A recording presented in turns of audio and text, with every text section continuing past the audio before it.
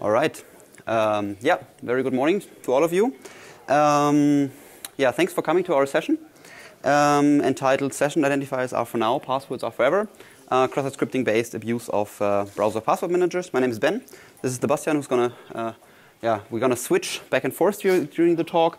But before we start and actually introduce ourselves, I first have a question. And this is something that kind of gets your blood flowing early in the morning so you don't fall asleep during my talk or our talk.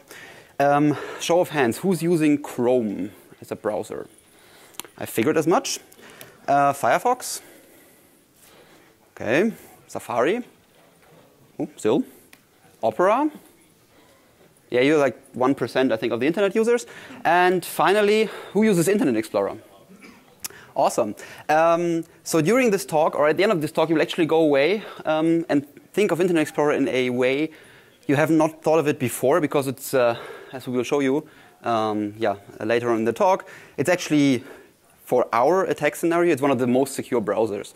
But in terms of full disclosure, I have to be honest. Okay, this is broken. Awesome. I was actually an intern with Microsoft Research until last week. This is also why I'm wearing this T-shirt. So if I say anything nice about Internet Explorer, they still owe me kind of a paycheck, I think. So yeah, that's why I have positive things to say about IE. Okay, quickly, just something about us. So I already said my name is Ben Stock. I'm a security researcher and PhD student at the university in Erlangen in Germany. This is Sebastian Lekies, also a PhD student at the university in Bochum. And this is joint work with our colleague Martin, of whom you see half down here.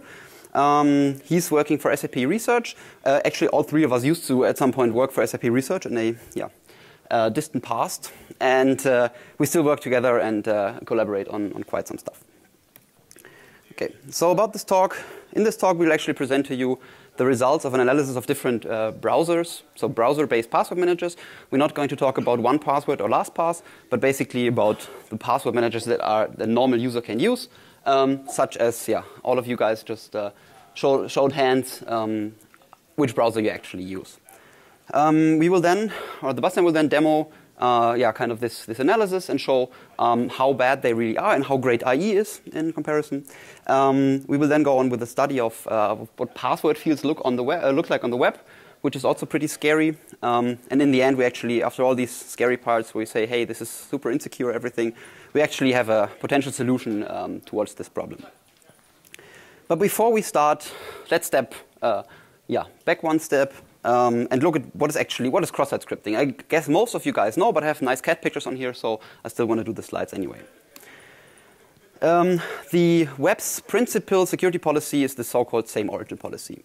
And the question is, why can't an attacker, say having the domain attacker.org, read the visitor's emails from, so if somebody visits attacker.org, why can't he actually read the Gmail emails? And this is precisely the same origin policy's job.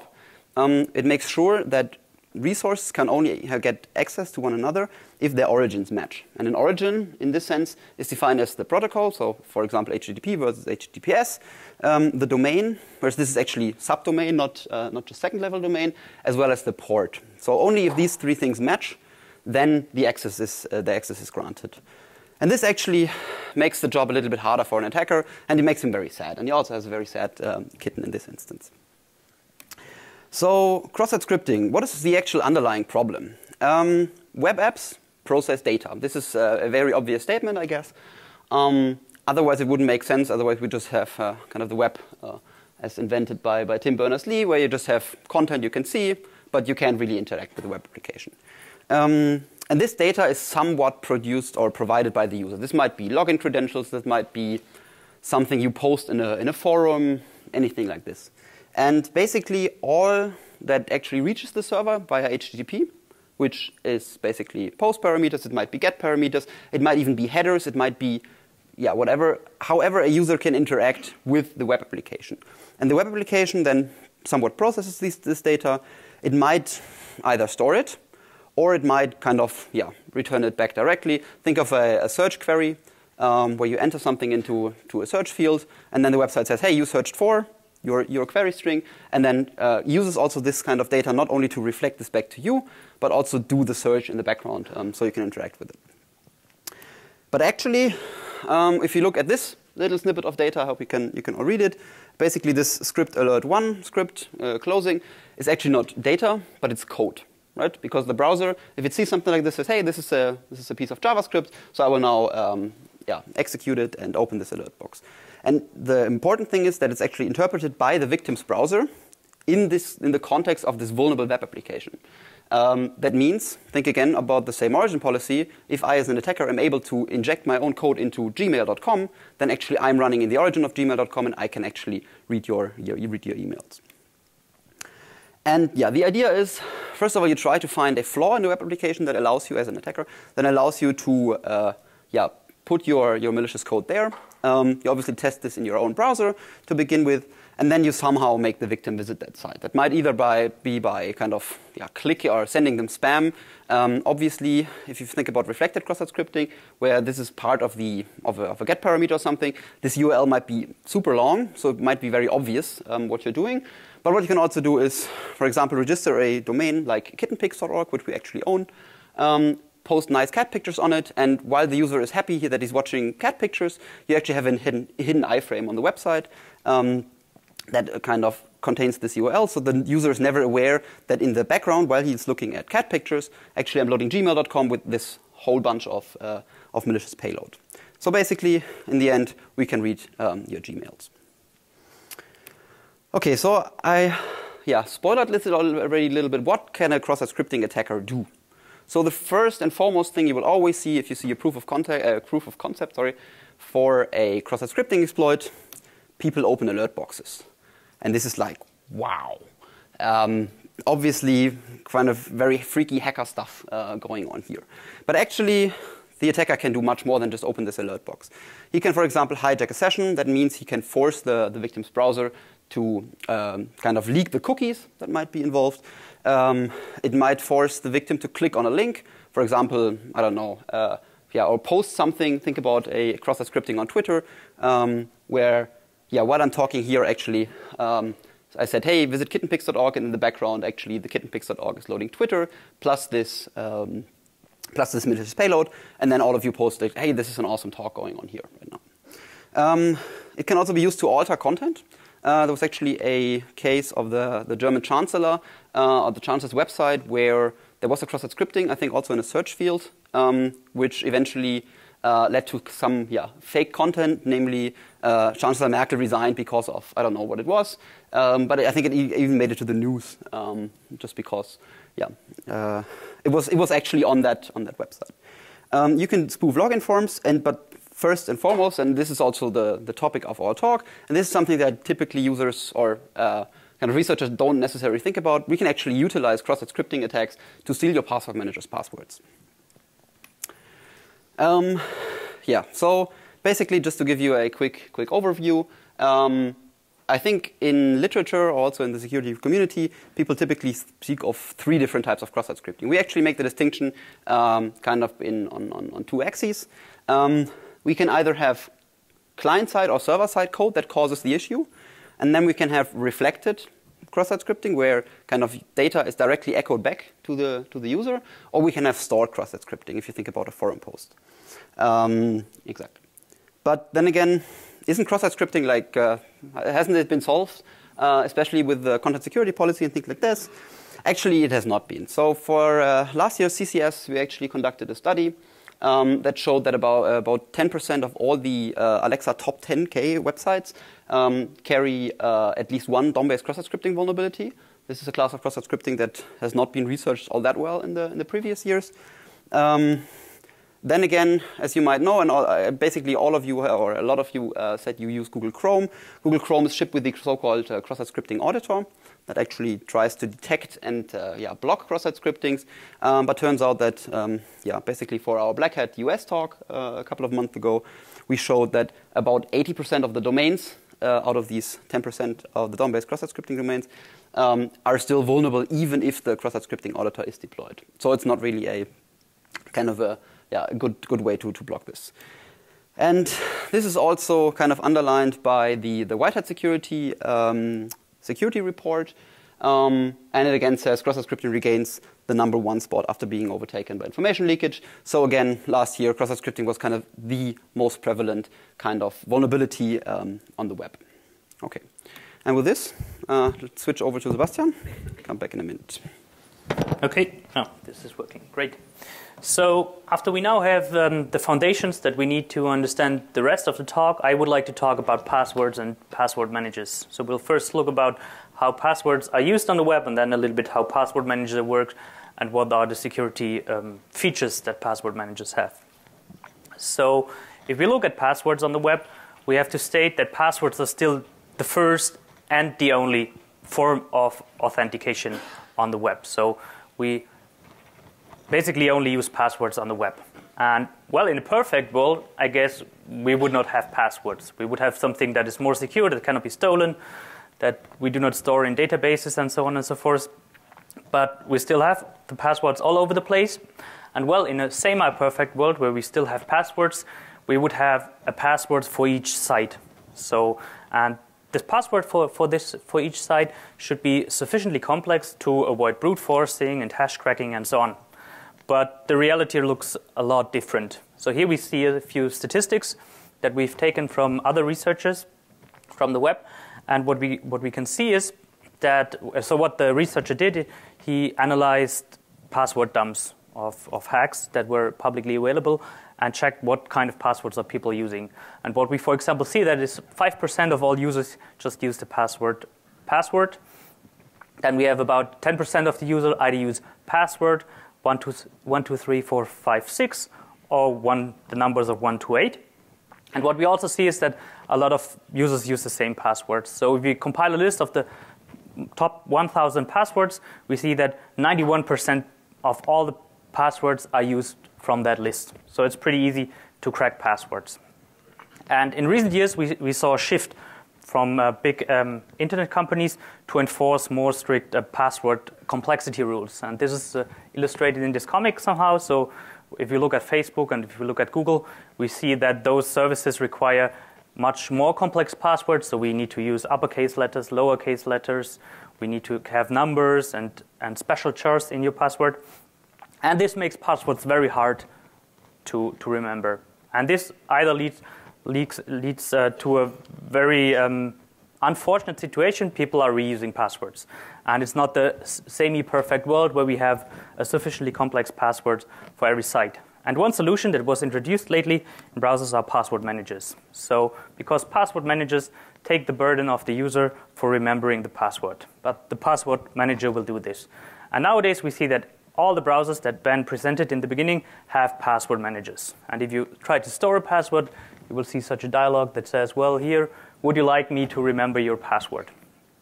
And if we look at the functionalities of such a password manager, it has basically two. The first one is to store the credentials on first submissions when you see that form. And I think a lot of people have looked into how this is going and if this is secure and if malware can extract password from the computer and so on and so forth. But not a lot of people have looked at the second functionality. And the second functionality is inserting the credentials into a web page on a subsequent visit. So when you come back to the website for which you stored the password, it will already be filled into the form in most of the password manager, and you just need to click login.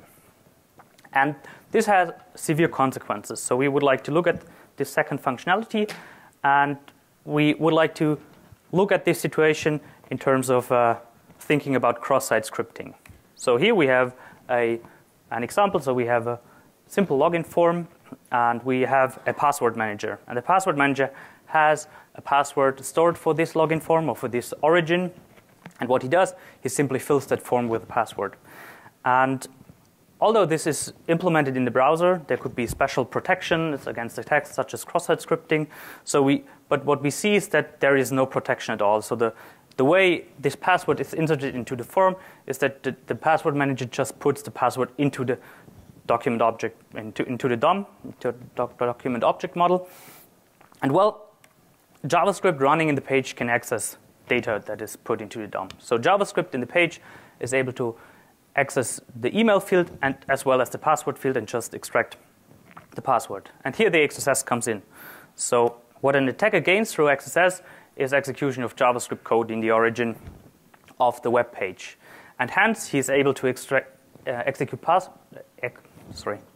XSS JavaScript, and therefore is able to access the password field and extract the password.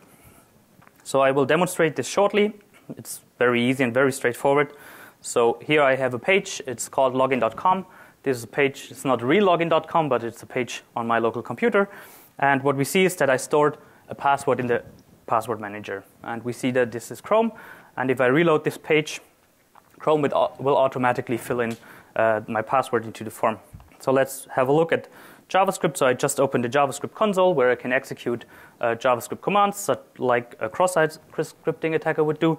And what we can just do is we can select the password field. So I use just a JavaScript method that is well known and say, well, give me all fields named password. And this gives me a node list. So I take the first element. And here I can see the HTML code of the password field. And we do not see the password in the HTML, but we can just query the value attribute. And here we see the JavaScript can access the password that was inserted into the page. Well, Ben says I should zoom so that it's more visible. Yes, that's a good idea. Okay, so here we can see the password is extracted in clear text. And this is a very bad thing if we think about cross-site scripting. And in order to see what the security consequences of these features are, I would like to compare two worlds. One world without password manager and a world with password managers that enter your credentials automatically into form. So in a world without password managers, XSS attacks only work when the user is authenticated. So what you would like to do in an XSS attack is you would either like to conduct state-changing actions in the name of the user, or you would like to steal the session credentials, so the session cookie, to conduct some state-changing actions in his name on your computer. So if you conduct an XSS attack, you construct the URL with the XSS payload and send it to the victim to execute. And the attack only works when the user is authenticated. So if he's not authenticated, you cannot conduct any state-changing actions, and there's also no session credentials to steal. In a world with password managers, an XSS attack just works out of the box. So if you visit the page, the password manager will fill in your password. You have JavaScript execution on the page as an attacker, so you can just access the password, and you can steal the password.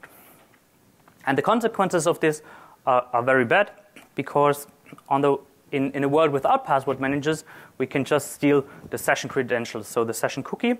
And the session cookie is only valid for a very limited amount of time. So as soon as the user logs out or a timeout is hit, the session credentials are not valid anymore, so the attacker cannot conduct any further actions. But if you have a password stolen, the attacks are limited to the lifetime of a password. And usually, people will not notice that they have been accessed, and so you have the password of the user, and the probability that he's not changing this password is very high.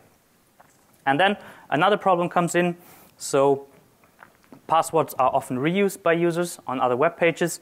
So an XSS attack on password managers do not only affect the site that the user is currently visiting and that is vulnerable to XSS, but it will affect all the sites that the password is valid for.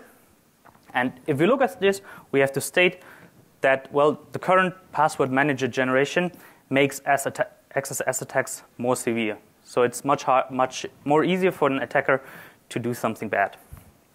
And we took this as a basis for our research and had a look at security mechanisms in password managers.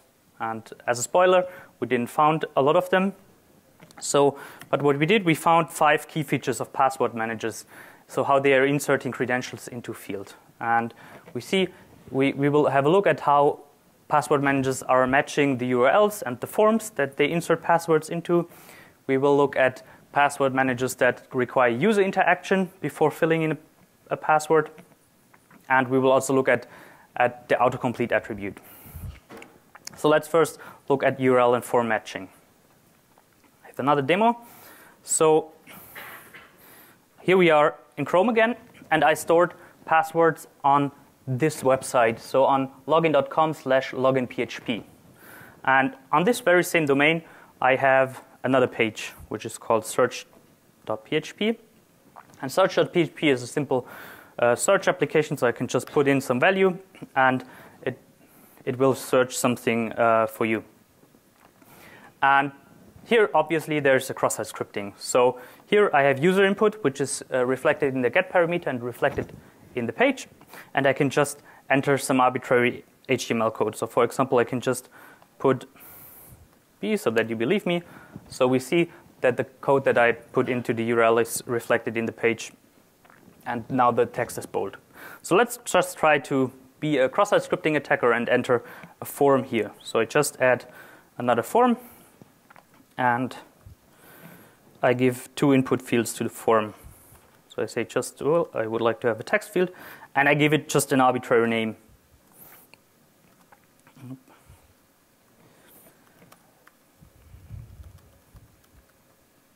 And now I will add a password field and just give it another arbitrary name. And then I send this, and I see my form, and I see, well, Chrome isn't very intelligent, so it just say, well, I have credentials stored for login.com. Here is a form. It has a password field, so I enter credentials. And the funny thing is I can even add a third or fourth field just with another name. And Chrome will just enter the password. So Chrome has no matching rules at all. So it just stores the password, and as soon as it sees a password field, it will enter your credentials. And as a cross-site scripting attacker, I can now just add some arbitrary JavaScript into the URL, and then just extract that password from that form, as we have seen it before, and steal your password.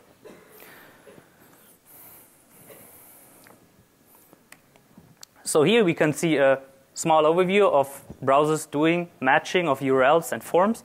And the only browser that really does a matching is the Internet Explorer. So Internet Explorer only inserts credentials into the page that you stored the credentials for, and only into that single form. And all the other browsers just fill in passwords into any form that is present on the web page and that has a password field. The next feature that we noticed is user interaction. So as we saw in Chrome, passwords are just inserted into the page without any user interactions, and that makes it very easy for an XSS attacker to automate the attack. So he just needs to send his cross-site scripting attack and will receive the password. So we'll have another demo, this time in Internet Explorer. And here we see the same site. It's login.com/login.php, and I store the password on this site in IE. And if I refresh this page, takes a while, we will see that there is no password in the password field. Well, why does it take so long? Sorry for that. It's on the local host, so it should.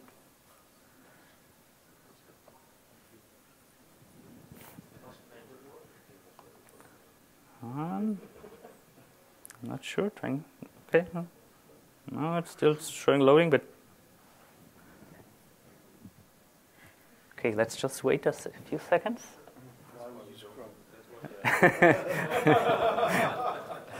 Okay, I'm not sure what's going on.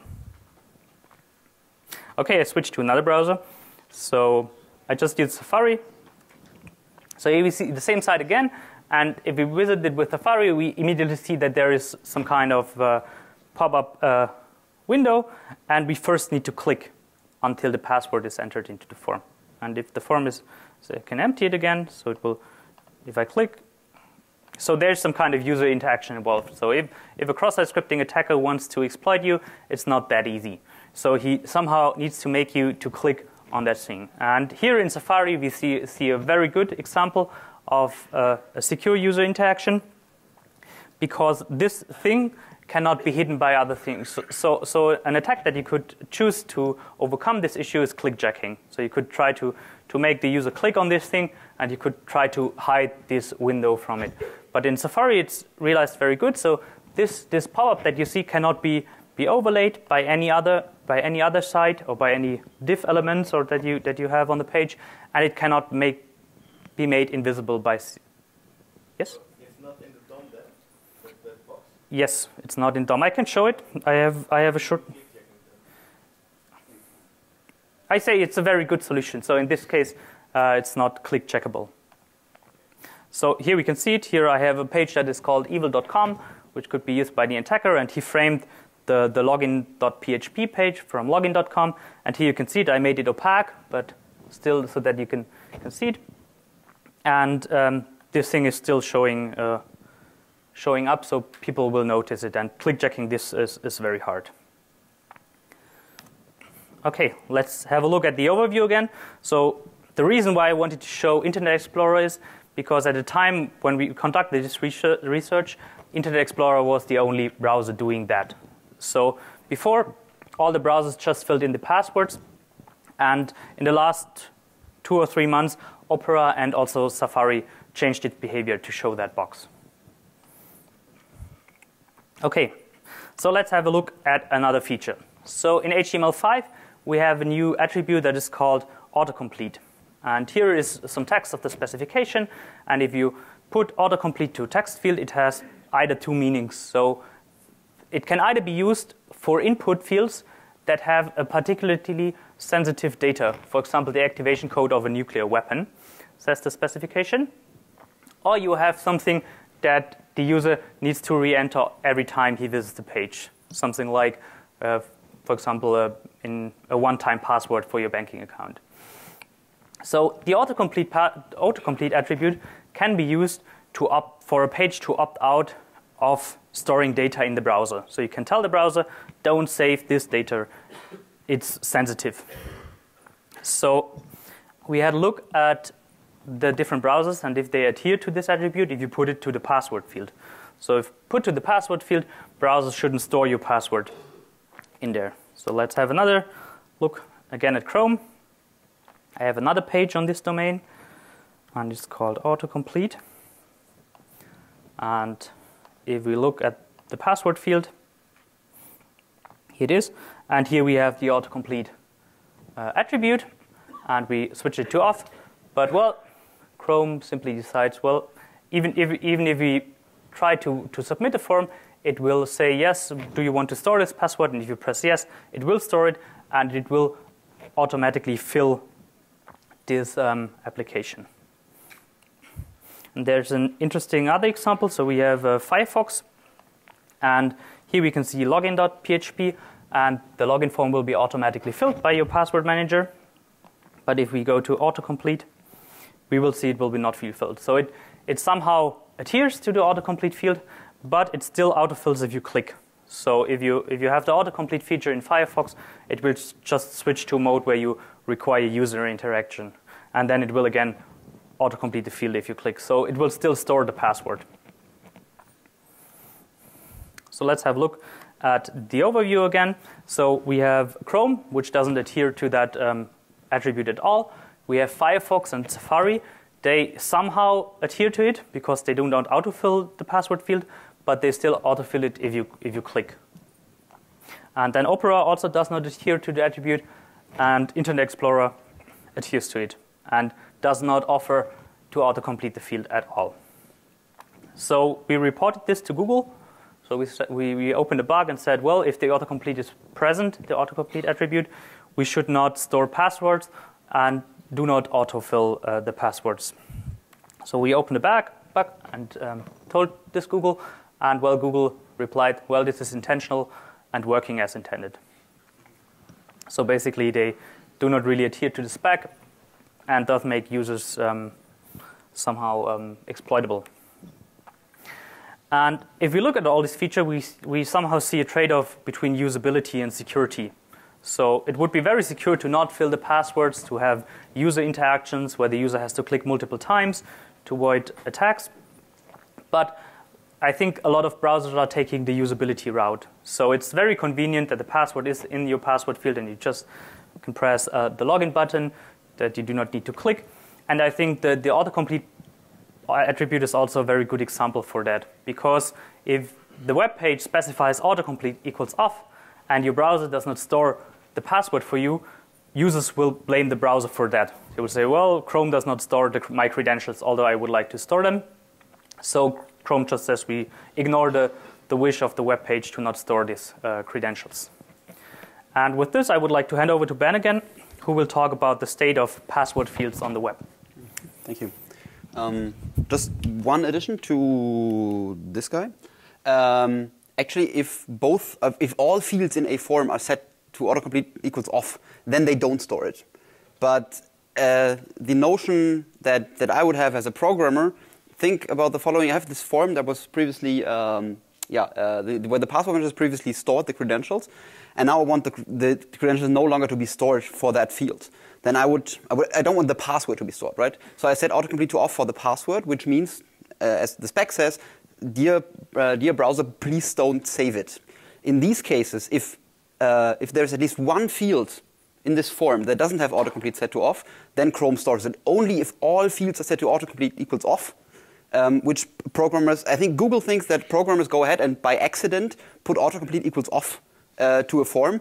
And in these cases, they want to help the programmer by storing the password. But yeah, again, I mean, this bug report that we opened was kind of shot down with this very interesting comment, not really commenting on the fact that they are violating the specification here. All right, so enough Google bashing. Again, I'm still wearing my Microsoft hat slightly. So another part of the research we did was to then look at what password fields actually look like on the web.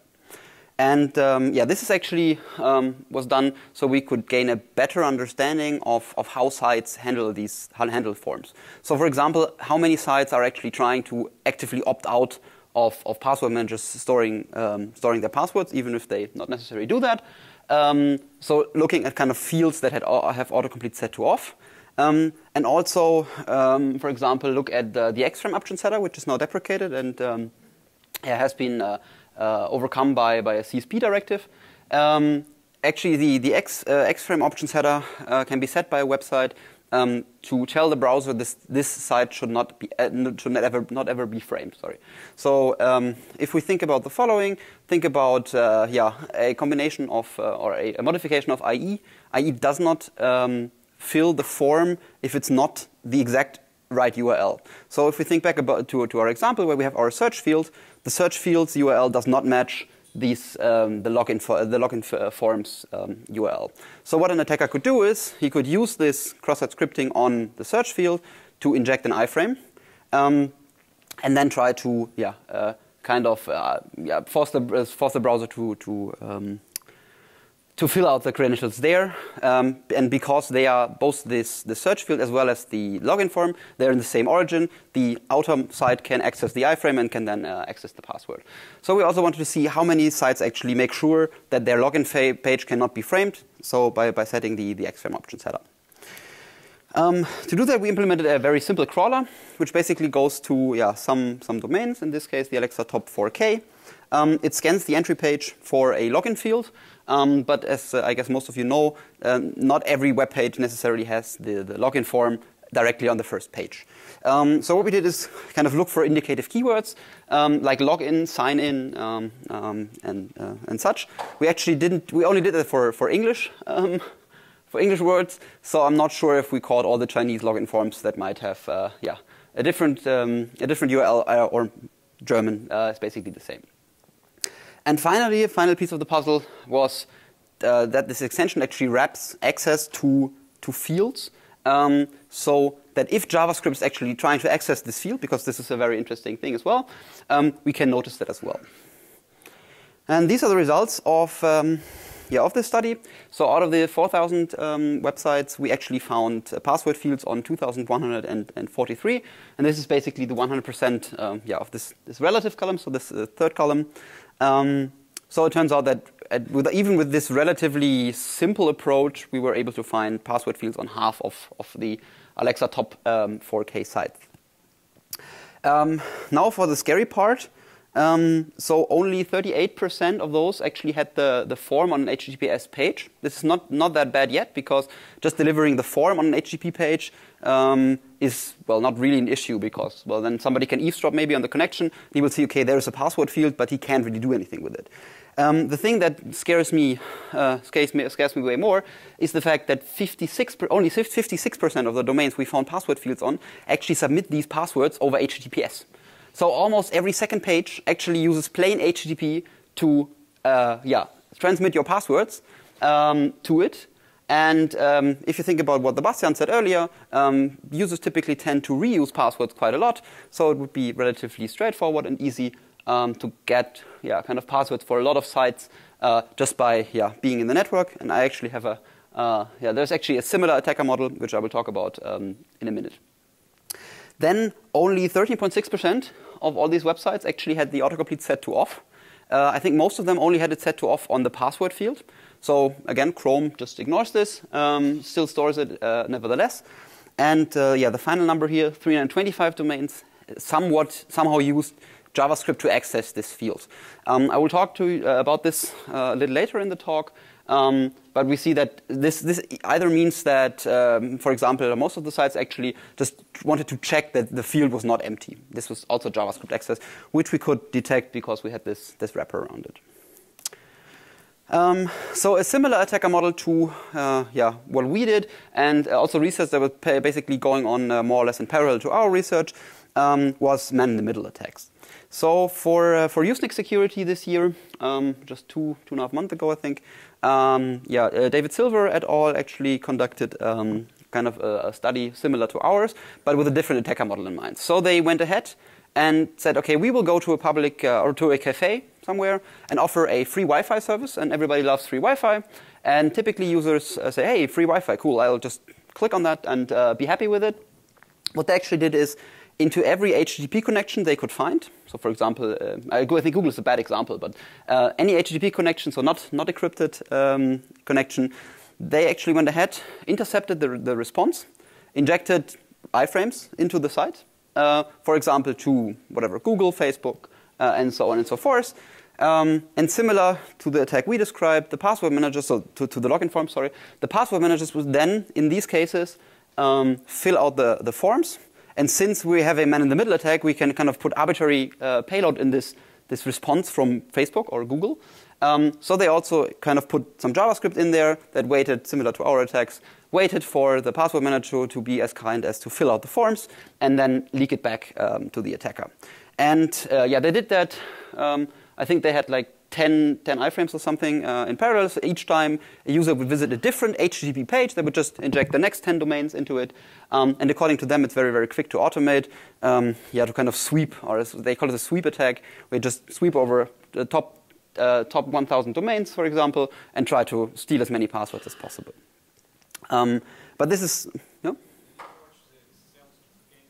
Pardon? Well, it's not our work. As far as I know, they didn't try to forge SSL certificates. I know of a similar study where, Well, if you think about the following, if you don't think about an HTTPS connection, but HTTP. Basically, if I do a request to Facebook.com with, say, HTTP, and we have a man-in-the-middle attacker. He can modify any headers he wants to. He can inject anything. He can just inject it directly into the page. So CSP doesn't help in these cases. And there was also a similar study where I think a group from another German university went ahead and also opened one of these public Wi-Fis. And they said, dear user, the only prerequisite you have to, or there's one thing you have to do so you can use our Wi-Fi. Please install this certificate, which was actually a root certificate, basically allowing them to sign arbitrary certificates. And still, I think like 90% of the users said, yes, I want free Wi-Fi.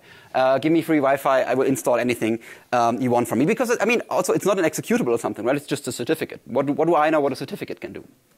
But yeah, so I know, I think. All right. So we have these two different types of attacks. So we have this cross-site scripting attacker. And one disadvantage that the cross-site scripting attacker has is, obviously, he needs cross-site scripting vulnerability on that target site. However, as we've seen, this is not that hard of a task, actually, because most of the websites are still somewhat insecure. In contrast, one downside of this network attacker is, as you clearly pointed out, it does not work with HTTPS, at least not the way they presented their work. Whereas, again, the cross-site scripting attacker, if we have an XSS on an HTTPS page, we can just as well steal the passwords from there. But this is one case where the network attacker is way more sophisticated and powerful than we are. He can just eavesdrop on the credentials that are being posted to the website. So again, half of all the password fields are actually submitted via HTTP instead of HTTPS for some reason I don't want to understand, I think. So summarizing this, actually attacks against password managers can be easily automated. So bottom line of this is the default password managers, and let's not talk about IE here, not again. Default password managers in browsers are not really secure. This might be a different story for these plugins like LastPass and 1Password. But we have to think about, although I guess most of you here will not necessarily use the built-in password managers because, well, you're security aware. People on the internet typically are not that security aware, to put it mildly. So typically they say, hey, there's a feature in my browser that allows me to not remember my passwords. Awesome, I'll just use that. Why should I buy something or install something that I don't have the technical knowledge to actually use? And in our work, we found that we have issues related to all kinds of things. So we have this autofilling issue where basically all browsers actually say, hey, there's a password field or a form field. I'll just put in my passwords here. Some of them ignore autocomplete, at least partially. There is no verification that it's actually still the login form, so we can use foo and bar as names instead of whatever username and password. So it's also for us as an attacker very easy to kind of inject this arbitrary form or this very generic form into any website we want to steal credentials from.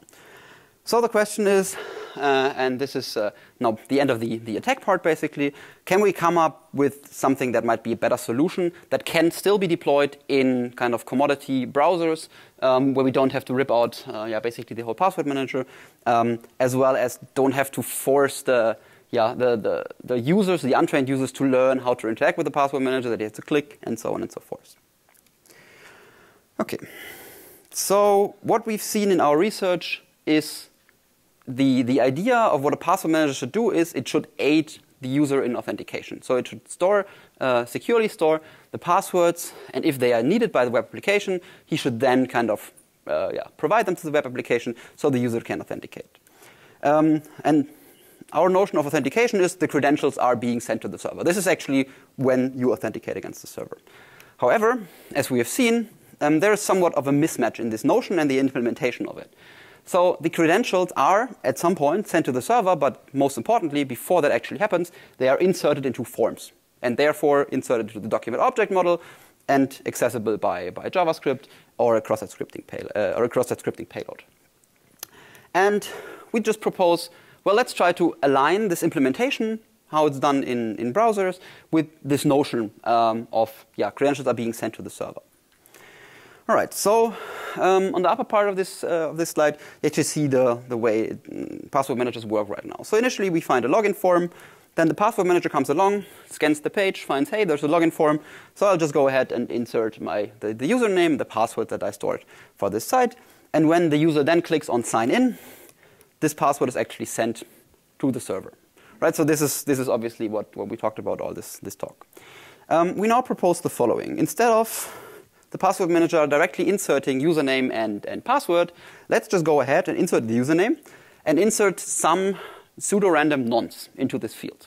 With this nonce, the attacker can do absolutely nothing.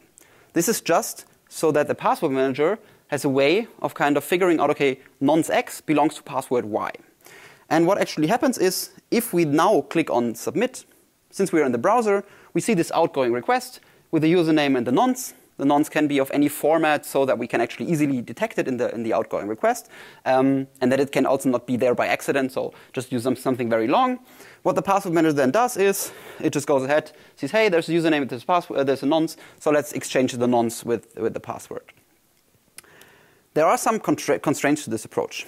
So potential pitfalls for this would be, what if an attacker goes ahead, again, he has cross-site scripting capabilities, he changes the form's target.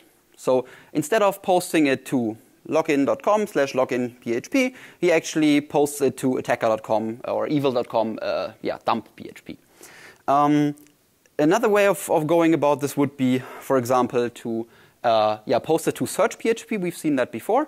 And think about the following. We're still in this scenario where the attacker has XSS on some site. He has this iframe that points to the login page. He just modifies the the target of the login page, hits send after the password manager has inserted the credentials, and now this search PHP reflects back what it was given, right? What he can now do, because he still kind of has control over this parent frame, which is allowed access because they're on the same origin to this iframe, he can then kind of read the content of the search page, which has reflected back the password, and could have then stolen the password. An attacker could also go ahead and just change the method that is used to post or to send the form, from post to get. Get means that all the parameters, all the fields in the password in the form, are kind of appended as get parameters. So again, he posts the form and then just reads the URL of the page that it has now been redirected to, and then he has kind of a username get parameter and a password get parameter, and can therefore extract it. So we therefore propose the following constraints. There should be a very strict checking of the form target URL, so that the attacker cannot change this at all. And also, we propose only to exchange these nonces in post parameters and never in get parameters. We implemented a proof of concept implementation for Firefox. This is due to the fact that Firefox has a very nice API that allows you to interact with the password manager. So you can exchange stuff, you can delete stuff just from an extension. So we still have this default question that you're being asked. Do you want me to remember the password? This is the first stage. If you hit yes, remember the password, this actually goes to the password manager.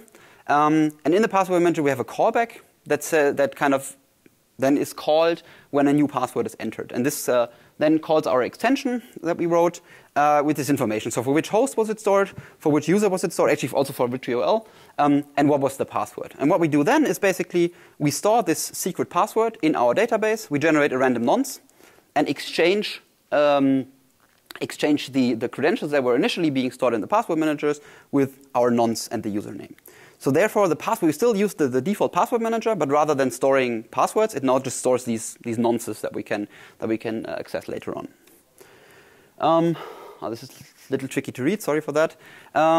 So yeah, this is an example of how it then goes along once we post a login form. So on the upper part, I'm sorry, it's very small. We have a post to login PHP, and this nonce is there in the data, so in the post data. Our extension verifies that login PHP is actually the page that this password was originally posted to. So it says, okay, I will exchange that. Whereas on the lower part, we actually see a post to search PHP, which might reflect back this password. In this case, our extension checks, hey, login PHP is not search PHP, so I will not insert the password here. We then did a functional evaluation, and this is where I come back to the 325 domains we had seen earlier that somehow used JavaScript to access the password fields.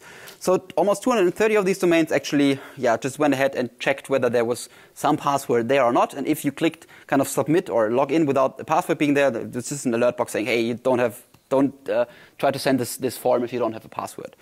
96 domains actually sent the password via XML HTTP requests rather than posting this form.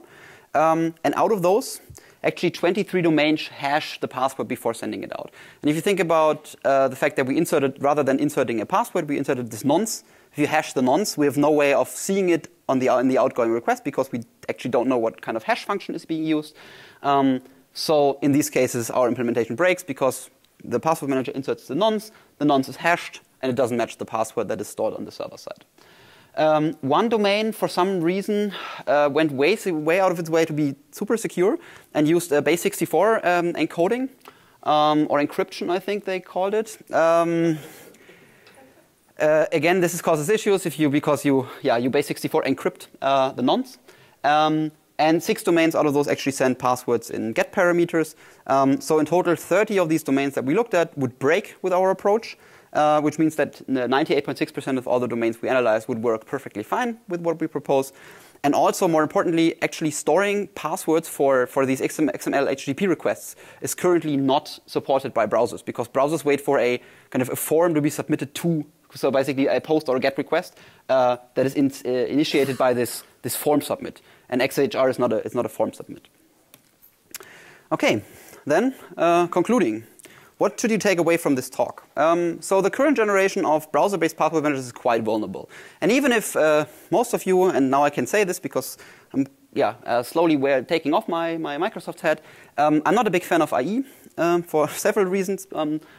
But although most people kind of hate it and say, hey, this is a really bad browser, in this instance, it's actually very, very secure.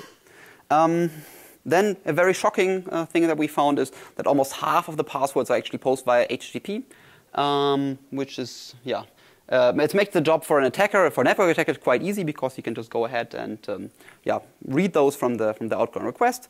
And at least against a cross-scripting attacker, we can do something. So we can actually relatively easily patch existing in-browser solutions to allow for these, for defending against these kinds of attacks. It's harder against network attacker. What we can do is, for example, enforce that passwords should always be sent via HTTPS rather than HTTP. But then again, we would, in theory, break half of the websites. Okay, and with that, I'd like to thank you very much for your attention. You want to take a picture, and we're happy to take any questions you might have.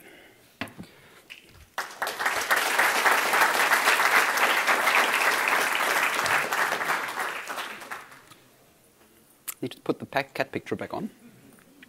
I think we will put the slides on our domain, which is here. So the advertisement comes at the end. There's a question? Yeah, so is there a difference between ID versions or overall versions? Actually, there is. So this initial research we conducted was, I think we did it kind of end of last year. And wait, let me quickly go back to that slide. This